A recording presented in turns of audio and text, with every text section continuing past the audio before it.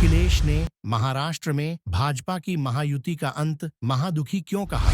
महाराष्ट्र के लोग भाजपा के महाभ्रष्टाचार और सांप्रदायिकता को हराएंगे।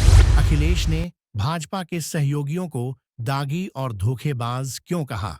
समाजवादी पार्टी के राष्ट्रीय अध्यक्ष और कन्नौज से सांसद अखिलेश यादव ने महाराष्ट्र विधानसभा चुनावों के संदर्भ में एक चिट्ठी लिखकर भारतीय जनता पार्टी पर कड़े आरोप लगाए हैं। इस पत्र में अखिलेश यादव ने कहा कि महाराष्ट्र में भाजपा की महायुति का अंत महादुखी के रूप में होगा।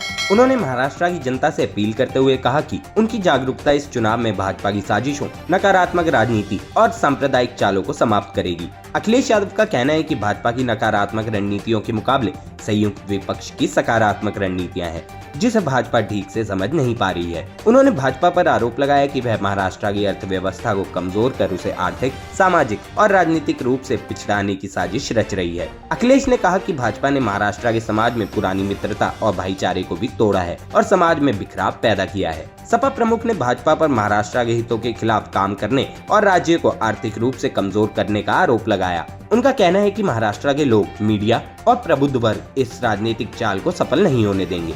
अखिलेश यादव ने लिखा कि महाराष्ट्र की जनता भाजपा के महाभ्रष्टाचार और सांप्रदायिकता को पराजित करेगी और अपने राज्य के मान सम्मान, रोजगार, व्यापार और आजीविका की रक्षा करेगी। अखिलेश ने अपनी चिट्ठी में भाजपा के संगी साथियों पर भी निशाना साधते हुए कहा कि उनके दागी और धोखेबाज साथी भी इस चुनाव में करारी शिकस्त झेलेंगे। उन्होंने कहा कि भाजपा के भ्रष्टाचार ने महाराष्ट्र के महापुरुषों की मूर्तियों तक को नहीं बख्शा और बच्चियों के मान को भंग करने वालों को राजनीतिक संरक्षण भी दिया है। उनका दावा है कि महाराष्ट्र की जागरूक और प्रगतिशील जनता भाजपा के इस छल और खोखले वादों का जवाब देने को तैयार है। अंत में अखिलेश यादव ने लिखा कि महाराष्ट्र की जनता के समर्थन और विपक्ष की एकजुट रणनीति से भाजपा के नेतृत्व वाली महायुति का महादुखी अंत होगा और राज्य में सकारात्मक बदलाव और प्रगति की नई शुरुआत होगी।